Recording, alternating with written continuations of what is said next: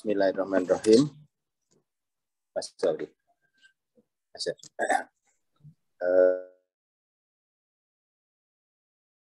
Baik, dulur-dulur sini. A'udzubillahi minasyaitonir rajim. Bismillahirrahmanirrahim. Baik, dulur-dulur, insyaallah saya akan sedikit menyampaikan catatan yang dapat kami rekam dari Quran surat Al-Munafikun ayat 5 dan 6. Bahwa orang munafik itu berada di sekitar Rasulullah saat itu. Makanya Rasulullah meminta untuk bertobat dan juga memohonkan ampun kepada Allah. Akan tetapi mereka, orang munafik itu berpaling. Karena mengapa? Karena mereka tidak merasa bersalah. Kenapa harus dimintakan ampun? Yang mengetahui sifat munafik, yang lebih mengetahui sifat munafik itu adalah Allah dan Rasul-Nya. Allah menegaskan bahwa kamu mintakan ampun atau tidak bagi mereka sama saja, karena Allah tidak memberi petunjuk kepada orang-orang yang fasik.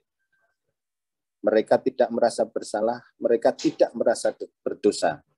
Ditegaskan di dalam Quran surat Al-Baqarah mulai ayat 11, 12, dan 13. Karena yang lebih mengetahui sifat munafik itu adalah Allah dan Rasul-Nya, makanya kita harus lebih berhati-hati. Kita harus waspada dan kita harus lebih menajamkan pisau analisis kita kepada diri kita sendiri. Yang mana ditegaskan juga dalam Quran surat At-Taubah ayat 67.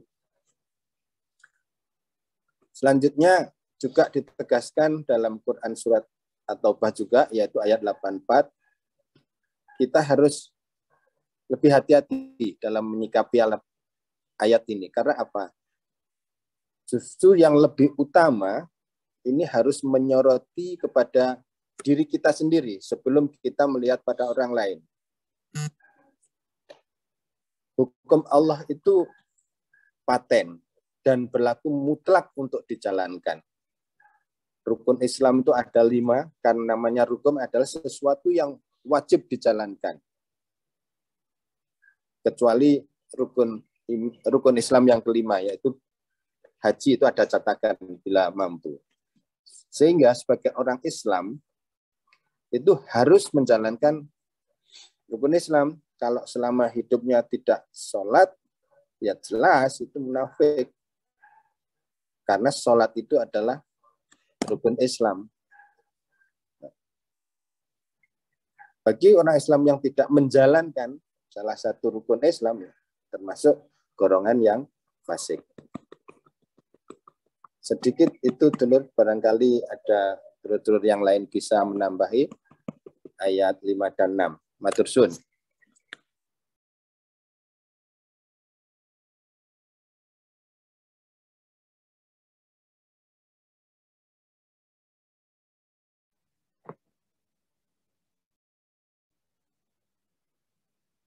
Sedikit menambahkan, ibaratnya orang munafik itu adalah orang yang sakit.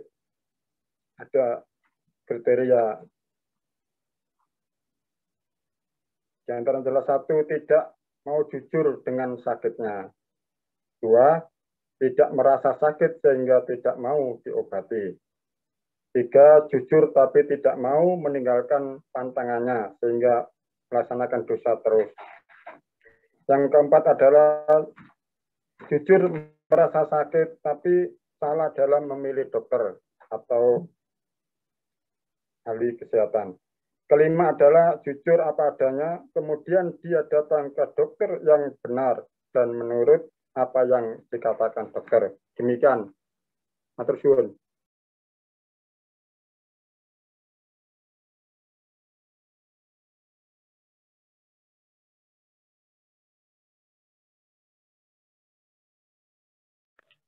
Matur suwun, Mas Mujianto tambahannya.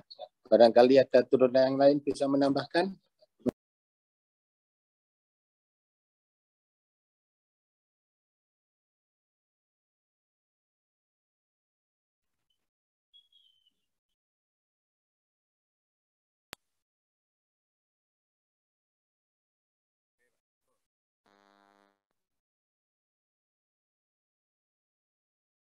Sekarang kita lanjut ke ayat 7.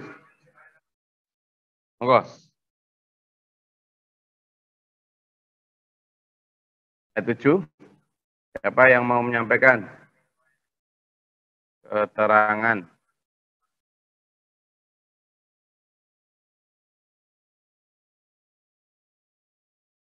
Humul ladzina yaquluna la tunfiqu ala man 'inda Rasulillah itu. Monggo.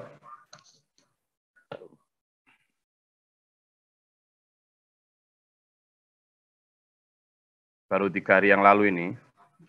Ya toh, hari apa itu? Selasa. Silakan.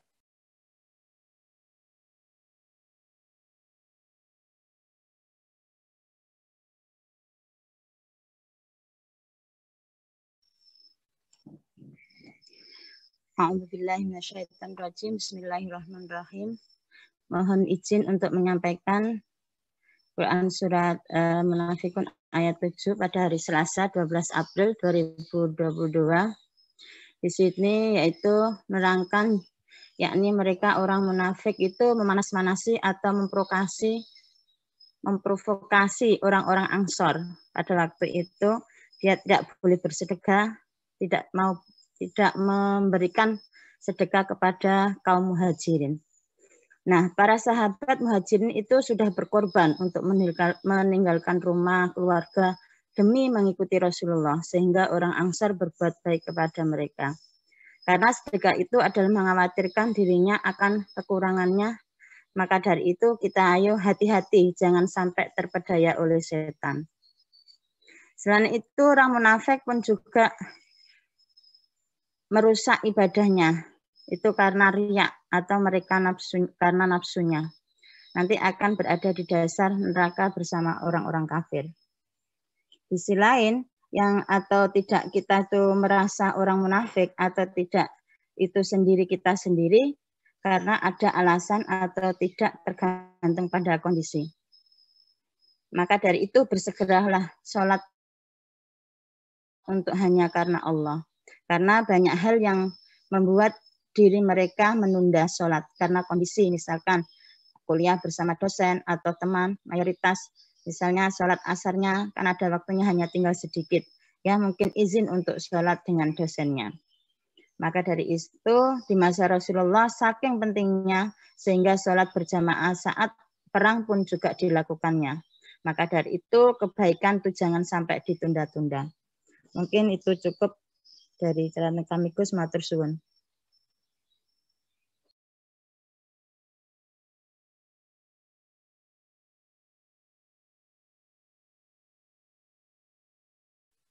Oke, ada yang menambahkan? Ya. Ada sedikit. Silakan. Pak Jo. Sampun. Belum. Sampun. Okay. Sudah. Gus Lori, beliau juga menyampaikan bahwa Pak Guru dawuh agar selalu kita memfilter suara hati kita. Karena bisikan setan itu selalu menghalangi kita untuk tidak berbuat baik. Ketika berniat berbuat baik, lakukan sesegera mungkin. Karena apa? Selogis apapun alasannya, kalau ujungnya itu menunda ataupun bahkan membatalkan niat baik itu, itulah bisikan setan. Itu satu yang bisa saya tambahkan. Matur suwun.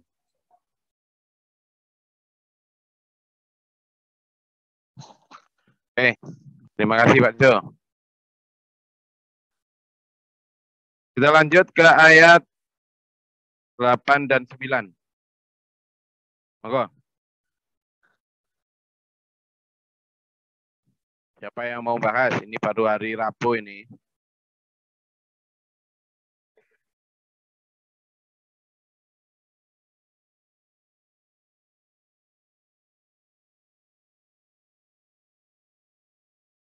Catatannya berlomba untuk berdakwah, belajar menyampaikan sesuatu yang sudah kita kemarin.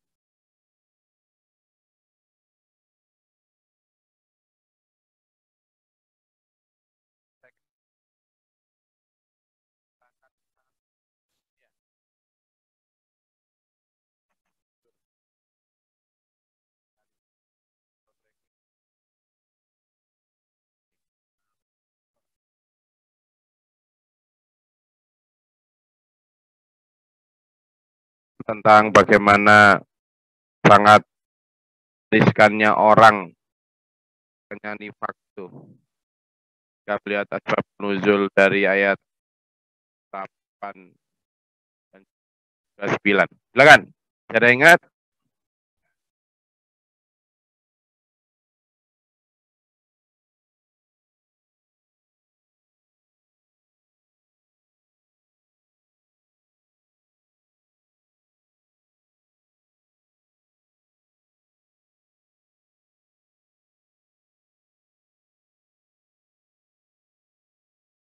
Oke, silakan Mbak Umi Yana.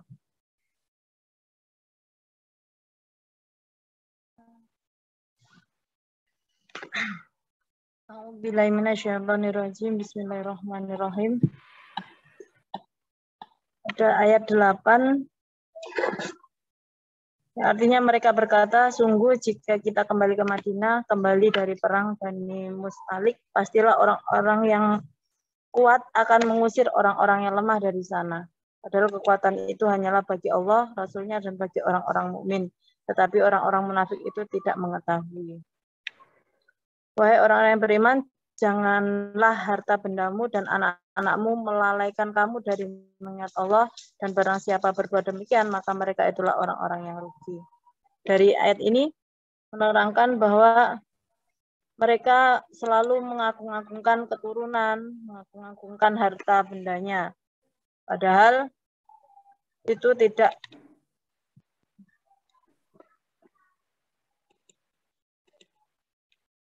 berguna di hadapan Allah. Orang munafik yang namanya Abdullah bin Ubay, statusnya santri Rasulullah saja, yang ngaji langsung dengan Rasulullah saja,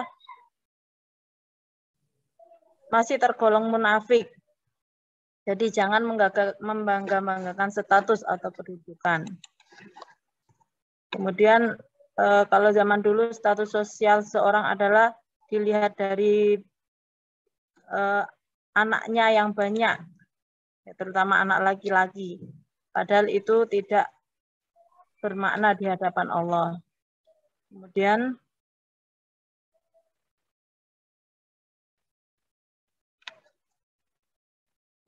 pada ayat ini juga mendapatkan referensi dari ayat-ayat yang lain bahwa banyak sekali ayat yang mendukung tentang harta, anak, dan keluargamu sudah tidak berguna lagi di hadapan Allah jika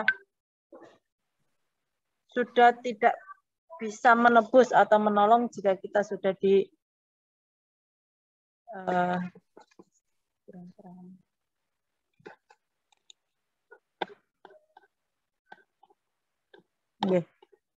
mohon maaf Gus, untuk keterangan ayat ini saya banyak ketinggalan. Mungkin teman-teman yang lain bisa menambahkan. Oke, silakan. Mungkin Pak Jo atau siapa yang punya atau siapapun, monggo.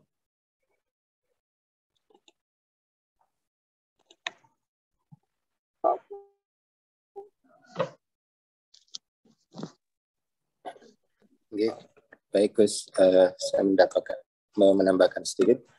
A'udzubillahi minasyaitonirrajim. Bismillahirrahmanirrahim. Bahasan ayat 8 dan 9 ini masih tentang provokasi dari kaum munafik itu kepada kaum muhajirin dan ansor. Ada dua orang laki-laki yang satu saling dorong. Laki-laki dari kaum muhajirin itu mendorong laki-laki kaum ansor. Nah, kaum ansor menyampaikan kepada kaumnya, tolonglah. Kemudian juga kaum muhajirin menyampaikan pada kaumnya, tolonglah. Kemudian perkataan ini sampai terdengar oleh Rasulullah. Rasulullah menyampaikan, kenapa perkataan jahiliyah itu masih kamu katakan? Hal ini kenapa? Karena itu isu kedaerahan dan juga masih terlalu primordialisme. Kemudian ada satu orang munafik yang namanya Abdullah bin Ubay. Yang mana Abdullah bin Ubay ini adalah santri Rasulullah yang menghasut kepada kaum muhajirin bahwa kaum muhajirin itu akan diusir oleh kaum ansor yang kuat untuk keluar dari Madinah itu. Nah, pernyataan ini pun, pernyataan provokasi ini ingin memecah belah persatuan.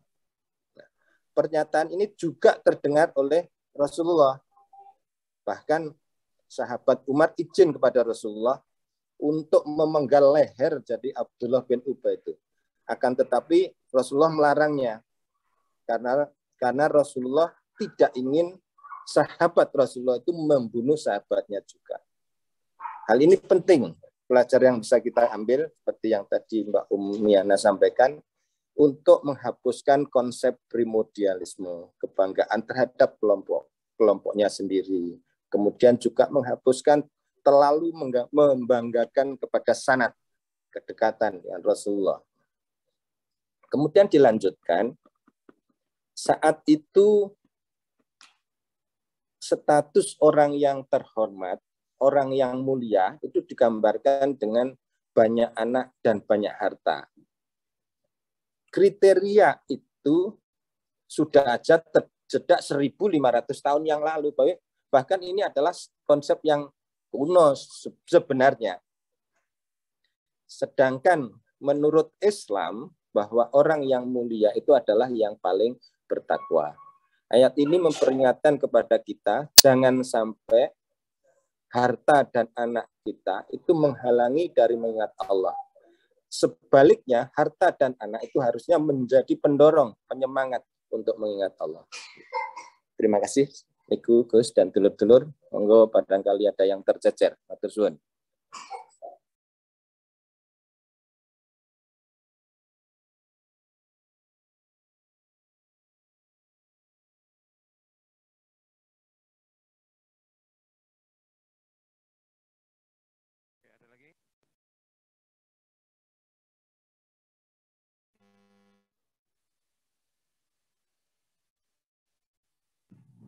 Oke, terima kasih. Ada tambahan dari saudara dulur lain yang ayat 89.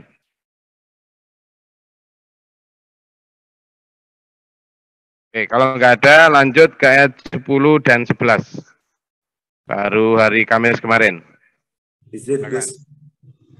Izin nambahkan apa izin ayat ini? Mau ayat 10-11, Gus. Ya. A'udzubillahi minasyaitonirrajim. Bismillahirrahmanirrahim. Di kalimat 10-11 ini, kalimat di awal anfiku, bersedekahlah. Dan di antara orang-orang munafik, mereka Islam yang fasik. Termasuk di antaranya enggan atau pelit bersedekah atau enggan berjuang untuk agamanya dengan tidak menginfakkan harta-harta mereka. Selanjutnya, penggalan ayat dan apa yang telah kami berikan, penegasannya di sini adalah bahwa Allah Subhanahu wa taala yang memberikan semua rezeki tersebut. Baik itu harta meliputi yang kita menikmati saat ini, Allah memerintahkan untuk membalikan nikmat itu dengan cara bersedekah. Nah, kapan sedekah itu diperintahkan oleh Allah di ayat ini, yaitu sebelum kematian atau ajal menjemput. Dan ini perintah Allah yang pasti. Lalu ketika anak Adam mati atau meninggal dunia, maka terputuslah semua hubungan amal itu, kecuali 3 hal atau 3 perkara. Yaitu yang pertama, sedekah jariah, yaitu sedekah yang dilakukan sebelum mati. Yang kedua, ilmu yang bermanfaat, yaitu ilmu yang dilaksanakan sebelum mati, diamalkan dan dikerjakan. Yang ketiga, doa anak saleh. Nah, pengertian dari doa anak soleh ini yang mendoakan orang tua dengan maksud orang tua harus memberi teladan yang soleh pula, atau teladan terlebih dahulu pada anaknya pada waktu hidup di dunia agar nanti satu frekuensi dan bisa bersama-sama di surga nanti, seperti itu. Sudah itu banyak sahabat yang menangis karena tidak bisa mendoakan orang tua beliau.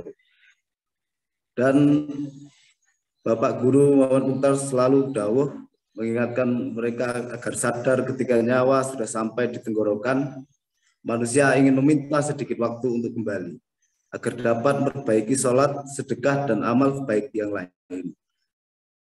Akan tetapi semua sudah terlambat Allah tidak akan menunda sedetik pun atas kematian ciptaannya, termasuk manusia. Dan ingat, Allah Maha Kuasa, teliti atas apa yang kita kerjakan. Intinya semua ini adalah manusia memiliki batas atau kadaluarsa, expired, dalam beramal.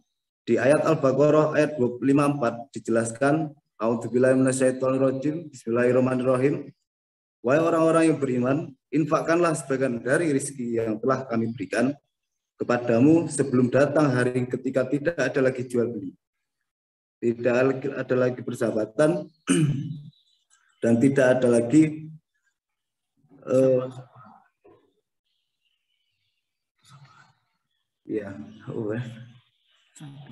tidak ada lagi persahabatan. Pengertiannya jelas. Tidak lagi syafaat. Ya, maaf. Sahabat orang-orang kafir itulah yang benar-benarnya zalim. Matur nuwun Pak Jo. Selanjutnya, pengertiannya sangat jelas. Infakkanlah harta bendamu sebelum batas atau hari bernegosiasi itu selesai. Ayat Al-Mu'minun juga mempertegas di ayat 99 sampai 101. Terima kasih. Mungkin banyak kekurangan. Hanya itu Gus. Matur nuwun. Bismillah. Assalamualaikum warahmatullahi wabarakatuh. Monggo Pak Jo.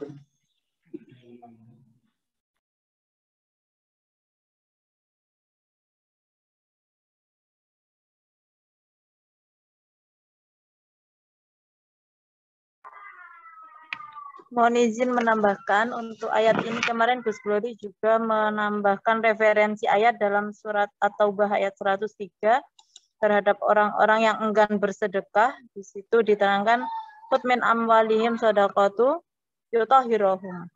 Ambillah zakat dan harta mereka gunanya untuk membersihkan dan mensucikan mereka, dan berdoalah untuk mereka, sesungguhnya doamu itu menumbuhkan ketentraman jiwa bagi mereka. Jadi sudah jelas di dalam surat At-Taubah ayat 103. Terima kasih.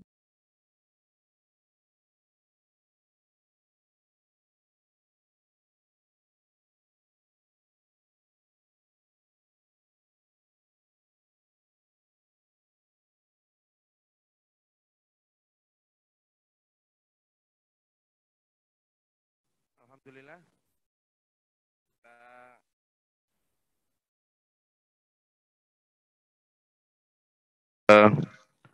10 dan 11, dan ini menjadi ayat terakhir dari surat Al-Munafikun. Saya mau nambahkan lagi? Mungkin Gus. Silakan. Niki enten sekedhik Gus ingkang catatan kula. Bahwasanya orang yang menyimpan hartanya melebihi nisabnya tetapi tidak dizakati, maka nanti hartanya di akhirat nanti dipanaskan di neraka, kemudian dicorkan atau disetikakan di mukanya. Maka dari itu, ketika kita didatangi petugas zakat, maka seharusnya kita merasa bersyukur, merasa berterima kasih. Karena apa? Karena pada hakikatnya petugas itu menyelamatkan kita dari siksaan atau dari cor-coran atau dari gosokan setrika yang panas itu. Ini kumawon Gus. Assalamualaikum.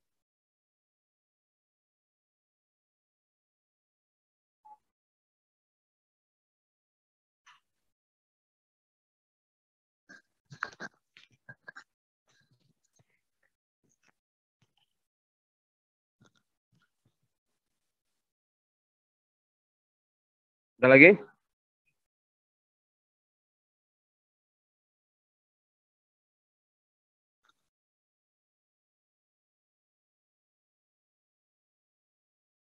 Oke, sekarang saya buka pertanyaan yang mungkin kemarin masih belum tersampaikan, mulai ayat 1 sampai ayat ke-11 untuk surat Al-Munafikun. Silakan.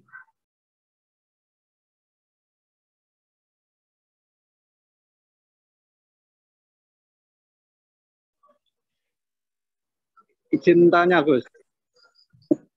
Ya.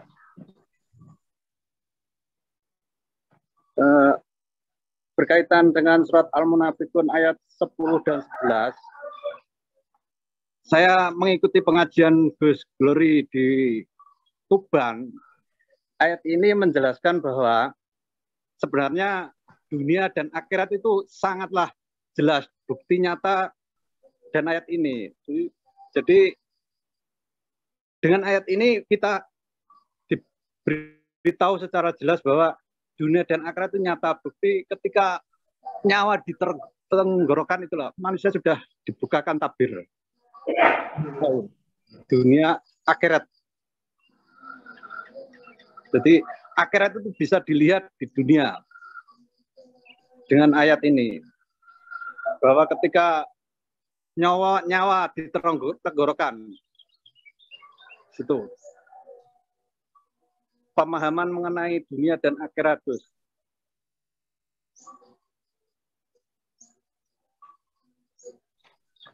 Maksudnya gimana yang ditanyakan?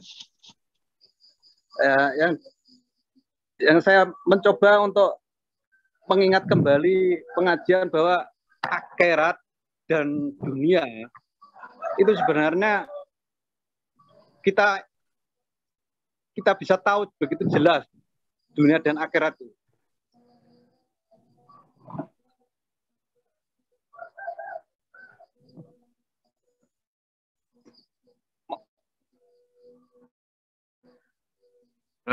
Jadi untuk mengetahui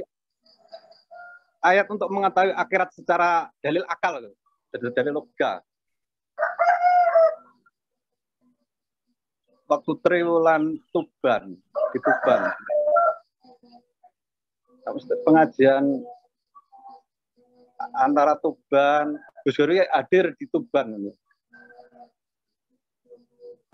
Mungkin maksudnya Mas sini tuh Gus, napa ketika disampaikan akhirat itu kan ketika saat menjelang kematian sakaratul maut, akhirat langsung dilihatkan. Nah, mungkin yang dimaksud bagaimana secara akalnya kok akhirat itu langsung terlihat saat itu. Mungkin begitu, Gus.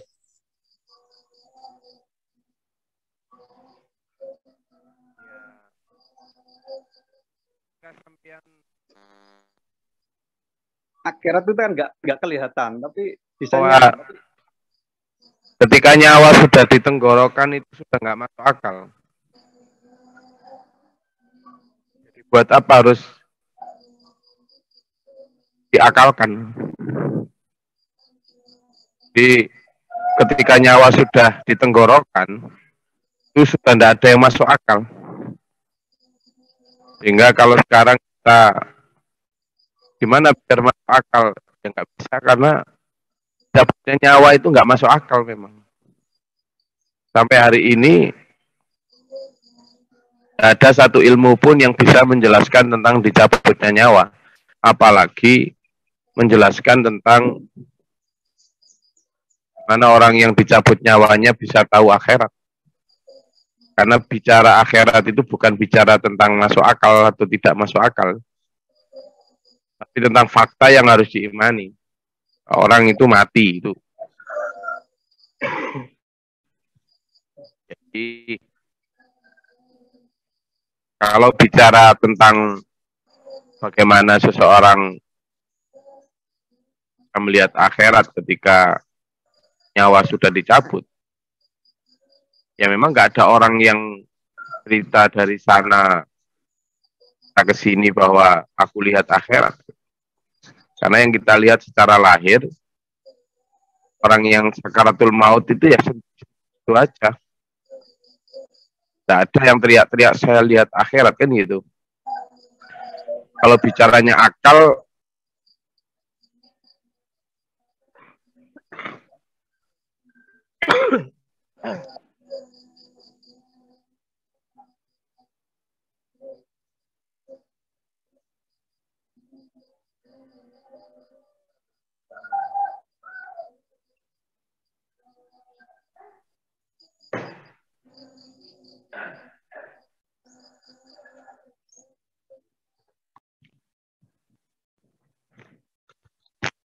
bicaranya akal itu kan standar akal itu apa yang bisa dilihat oleh mata, diraba oleh tangan, dan dicium oleh hidung, dirasa oleh lidah, dengar oleh telinga.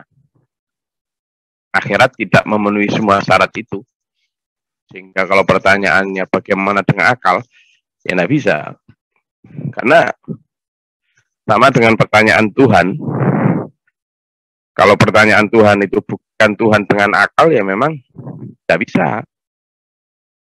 Paling pertanyaan itu dijawab dengan jika ada sesuatu, masa tiba-tiba ujuk-ujuk ada. Kan gitu aja paling. Jika itu. Sehingga kalau pertanyaannya, bagaimana secara akal orang yang mati lalu melihat akhirat? Ya nggak bisa secara akal gitu ya. Karena kalau secara akal, kapan dia melihat? Bagaimana dia mendengar? Gimana dia bicara? Ya nggak bisa. Di pertanyaannya yang mungkin keliru ya. Tidak jawabannya. Gitu. Karena kalau bicara tentang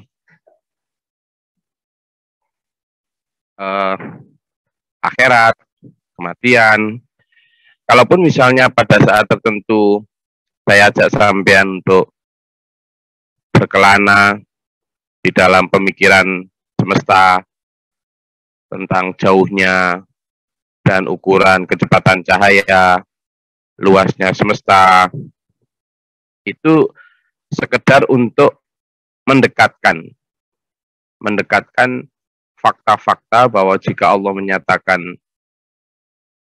buruk, barkun, dan lain sebagainya, bahkan sampai saat ini pun akal yang sudah mengetahui kecepatan cahaya juga belum bisa membuktikan bagaimana berjalan dengan kecepatan cahaya, sehingga banyak yang terbatas. Ya, kalau pertanyaannya bagaimana secara akal orang yang mati itu bisa melihat akhirat, jawabannya ya tidak bisa secara akal. Orang harus merasakan mati dulu baru bisa menjawab pertanyaan itu toh. Itu. Bisa dijawab pertanyaan itu tidak dengan akal tapi dengan iman, tanpa harus mati dulu. Gitu. Ada lagi? Izin guys. Oke. Mungkin yang dimaksud Mas Iswanto yang saya tangkap sering kali Gus Glory menyampaikan itu kan bahwasanya dunia akhirat itu memang seperti tabir. Dicontohkan ketika dalam ayat itu adalah Gus Glory juga sering menyampaikan Robbi laula akhortani. Makanya kenapa dia itu ingin kembali dunia itu dibuktikan dengan ketika dia matanya mengikuti dicabutnya ruh. Nah, begitu di posisi di tenggorokan itu biasanya kan napa istilahnya itu mendelik. Nah, akhirnya sampai terus tidak kembali ya. Makanya ketika saat itulah dia tahu ternyata keinginannya Robbi laula akhortani, ternyata amalannya, sedekahnya dan lain-lain itu ternyata kurang. Mungkin yang dimaksud seperti itu, Gus. Terima kasih, Gus. Kalaupun yang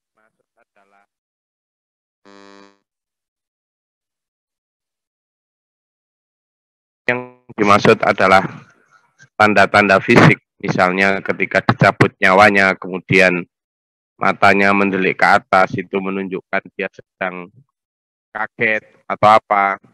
Banyak juga yang merem nggak mendelik tapi sebenarnya dia juga sudah kaget itu. Jadi intinya kalau bicara itu adalah bicara tentang, kalau misalnya Allah menyatakan anfiqu mimma razaqnakum min qabli ayati ahadakumul maut fayaqulu, kan gitu. Qala, dia berkata nanti, karena ada orang yang kemudian berkata laula akhartani, kan tidak ada toh. Jadi kalau kalimat berkata itu yang Allah tahu di dalam hati mereka toh, tidak terucap toh. Orang yang sakaratul maut jangankan bisa mengucapkan kata-kata, melawan rasa sakit aja udah nggak karuan kan. Nah, rasa sakit, ucapan ingin balik dan lain sebagainya, itu kan hanya sekedar wakilan kata-kata yang kita harus mengimaninya begitu saja, bahwa semua orang, terutama yang sangunya kurang, memang pengen balik untuk tadi itu. Ta'ali a'malu sholihan fima taraktu kala. Itu ya. Jadi kalau kita bilang artinya mereka ingin balik. Nah, dijawab lagi nanti sama logika. Apa buktinya mereka ingin balik? Gitu. Itu tidak akan terjawab itu nanti. Karena orang kafir yang tidak percaya akhirat atau orang Islam yang lahirnya percaya akhirat tapi ketika dijak bicara diskusi tentang akhirat berpaling, itu ya karena gitu. Akhirat ya dipikir nanti. Karena secara logika memang tidak ada yang pernah tahu akhirat. Logika manusia ya, yang hanya ya'lamuna dhahiran minal hayatid dunia. Kalau logika iman ya ada. Orang beriman itu mempercayai mubasyirat.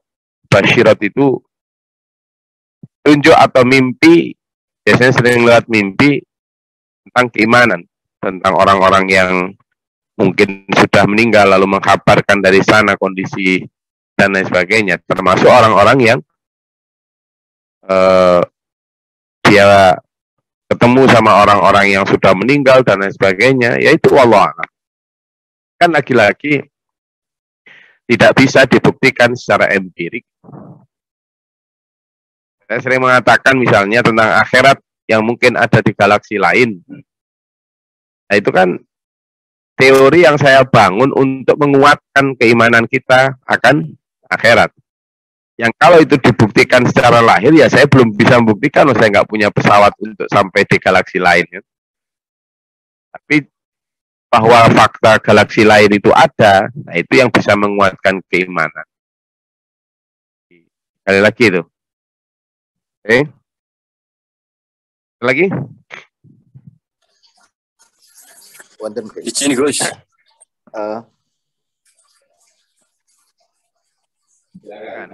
Mas Negara dulu setelah itu. Izin Gus. Assalamualaikum warahmatullahi wabarakatuh. Ini Gus, ini gimana hukumnya orang yang bersedekah tapi istrinya wasiat kepada anak ataupun istrinya. Misalkan gini, saya mau sedekah tanah, saya mau sedekah mobil, tapi setelah aku sudah mati. Nah, ini hukumnya gimana? Ini terjadi di dalam mungkin masyarakat kita. Nah ini nun saya penjelasan pun Gus. Altursun. Assalamualaikum warahmatullahi wabarakatuh. Jadi wasiat orang yang memang dia berwasiat itu boleh ya, memang malah justru malah wajib dilaksanakan karena wasiat itu ada dalam Al-Quran. Misalnya pelaksanaan hukum waris pun harus dilaksanakan setelah wasiat. Setelah wasiat. Dan wasiat itu dibatasi sepertiga dari seluruh harta. Dari as-sulus istilahnya. Sepertiga. Wasiat itu menjadi apa? Menjadi sesuatu yang bahkan harus dilaksanakan sebelum pembagian waris. Sebelum pembagian waris. Nah, ini yang harus dipahami oleh kita bahwa jika memang oke, ini nanti wakaf saya untuk ini. Nah, nanti setelah meninggal laksanakan. Ya berarti memang itu ya, justru wasiat itu sesuatu yang dilaksanakan setelah seseorang meninggal. Ya. Diwajibkan itu ada ya untuk berwasiat. Tapi wasiat itu yang paling baik kalau dalam surat Al-Baqarah itu berwasiat tentang hal-hal yang sifatnya amar ma'ruf nahi mungkar misalnya. Ya. Jadi berwasiat itu ada syarat-syaratnya. Misalnya dalam surat Al-Maidah ayat 106.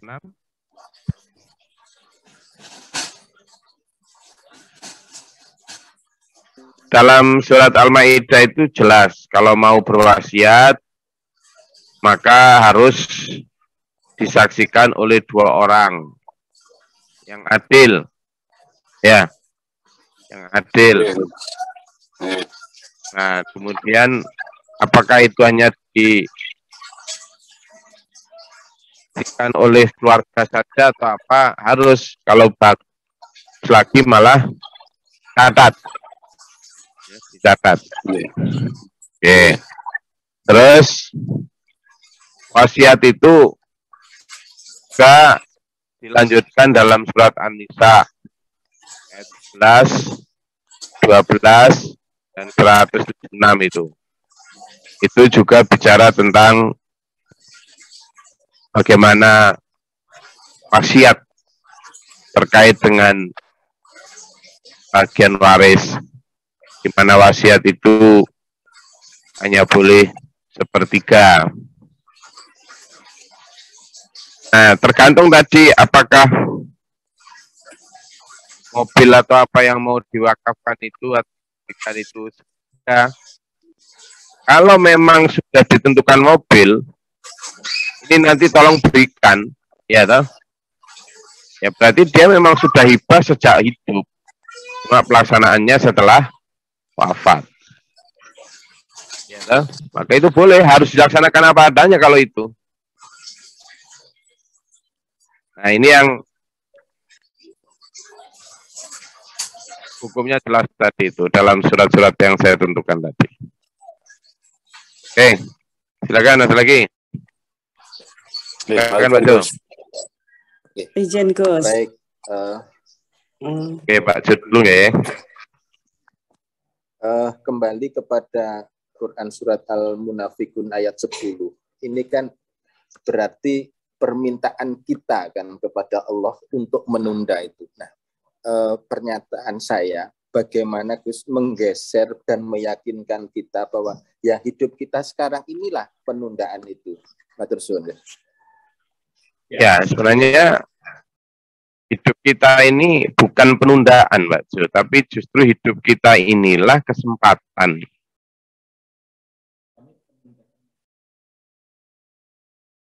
Ya, jadi yang meminta penundaan itu kan, ya betul, hidup sekarang kita ini, maka sebelum kamu meminta ditunda, manfaatkanlah kesempatan ini.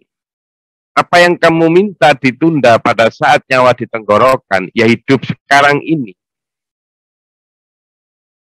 Jadi apa yang kamu minta untuk ditunda itu sebenarnya sedang kamu nikmati sekarang saat kamu hidup. Luar biasanya Allah itulah, dan kasih sayang Allah itu memberitahu apa yang akan terjadi loh. Manusia, mumpung kamu masih hidup, kamu itu nanti akan begini loh kalau nggak begini, kan gitu itu. Kamu mumpung masih hidup, anfiku mimma rozaqnakum. Sedekahkanlah apa yang kami berikan padamu.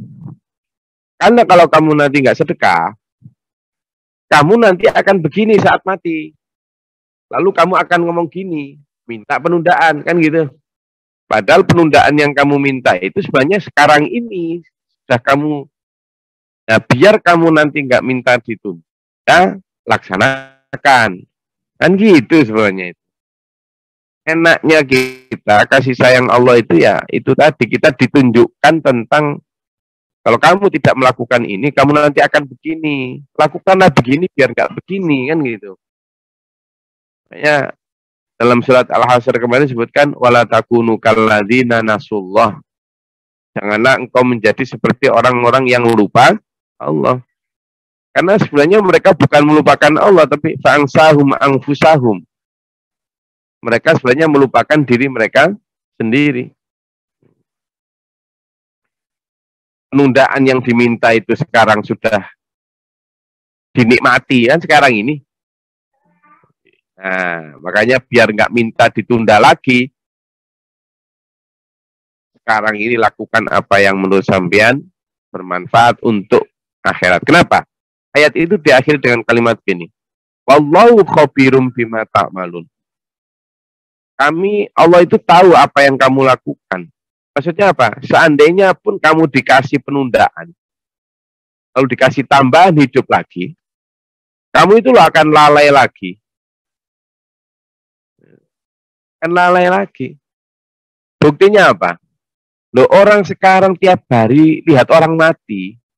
Bahwa semua orang mati.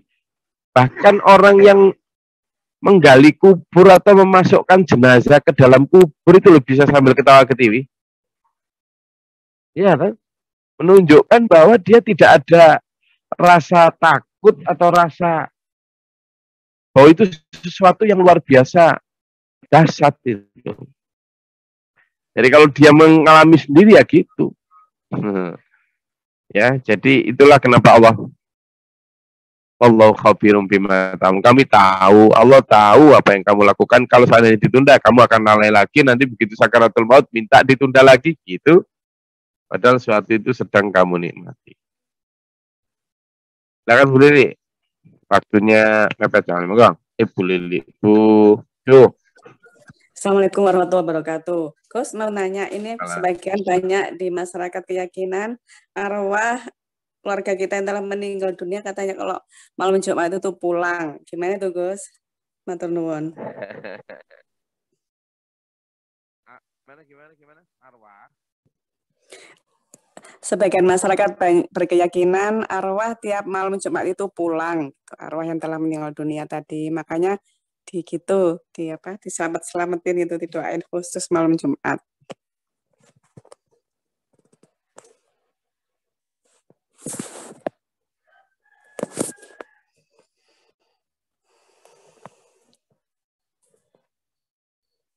Arwah ya hanya malam kalau pulang. Iya katanya kan banyak kepercayaan gitu sampai di share gitu di sosmed gitu. Iya. Artinya setiap malam arwah itu pulang gitu kan. Nggih, kepercayaan kan banyak gitu, Gus. Oh gitu. Ya. Saya kok belum tahu saya. Jadi ada sih dalam satu kitab ya, tapi hadisnya wallahu alam itu hadis dengan tingkat kehujanan seperti apa. Tapi begini, Rasulullah bersabda, sesungguhnya ruh orang mukmin datang setiap malam Jumat pada langit dunia. Lalu mereka berdiri di depan pintu-pintu rumah mereka. Itu diterangkan dalam buah kitab. Kitab itu karya Abdul Hasan Ali bin Ahmad bin Yusuf bin Ja'far al-Hakari. Nah, kehendak orang yang meninggal dulu ketika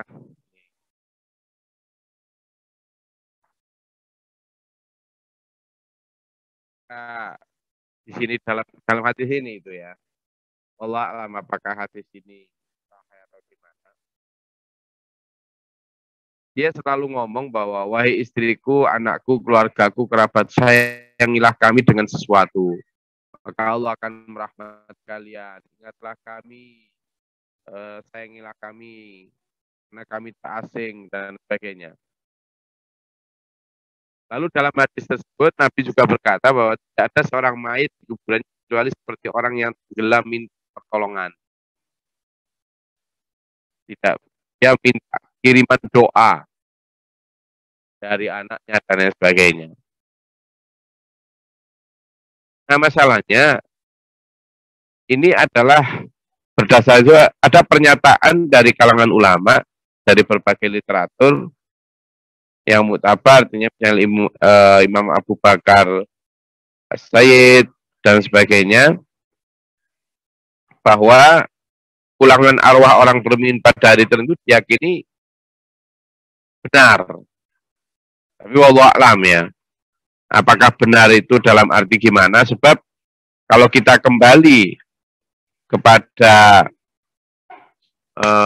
hadis atau keimanan kita bahwa orang meninggal di dalam Islam itu sudah sangat sibuk dengan pertanyaan mungkar nakir. Ya. Ini yang hadis yang harus kita teliti lagi. Apakah hadis itu memang sahih atau bagaimana? Karena saran saya bagi yang tidak meyakini ya nggak usah yakin, tapi nggak usah menuduh yang lain keliru dan lain sebagainya. Bagi yang meyakini bahwa itu ada, ya nggak usah ngolok-ngolokkan yang lain.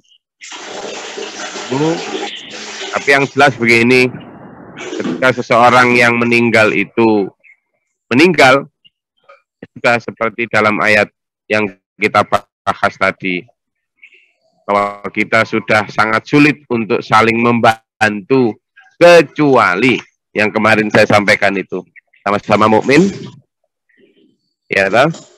Di mana orang mukmin boleh mendoakan orang mukmin yang lain meskipun sudah meninggal, diminta atau tidak diminta.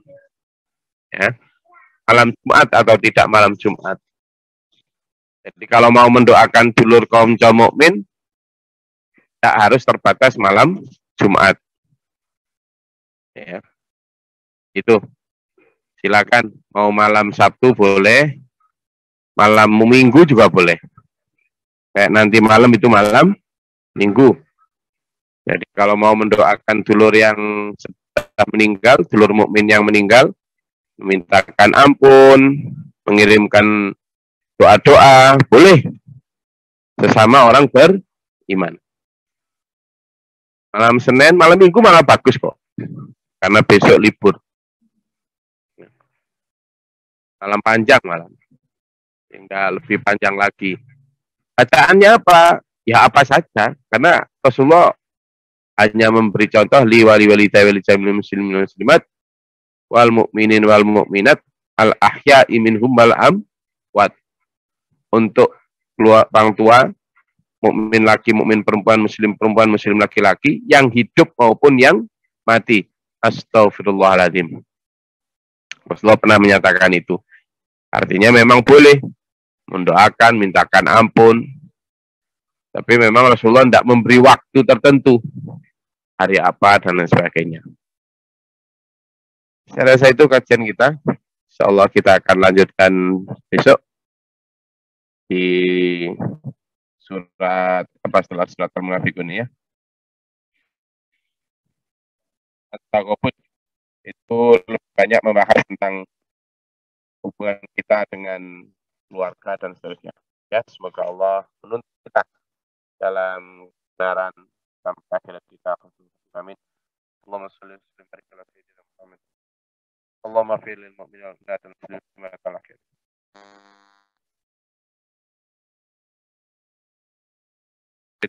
Wa qina syarra ma qadait fa innaka taqdi wa alayka wa nabi. Tabarak rabbana wa ta'ala alhamdulillah ma qadait astaghfiruka wa atubu ilaik. Sallallahu sayyidina Muhammad. Rabbana man faktubna ma'a syahidin rabbana la tuzigh qulubana ba'da idh hadaytana wa hab lana Rabbana waj'alna muslimin laka wa min dhurriyyatina ummatan muslimatan laka wa arina Rabbana atina fid dunya hasanah wa fil akhirati hasanah wa qina adzabannar. Rabbana taqabbal du'a subhana rabbika rabbil izzati amma yasifun. Salamun alal mursalin. Alhamdulillahirabbil alamin. Wassalamualaikum warahmatullahi wabarakatuh. Waalaikumsalam. Waalaikumsalam warahmatullahi wabarakatuh. Allahumma arhamna bil Qur'an. Bacaan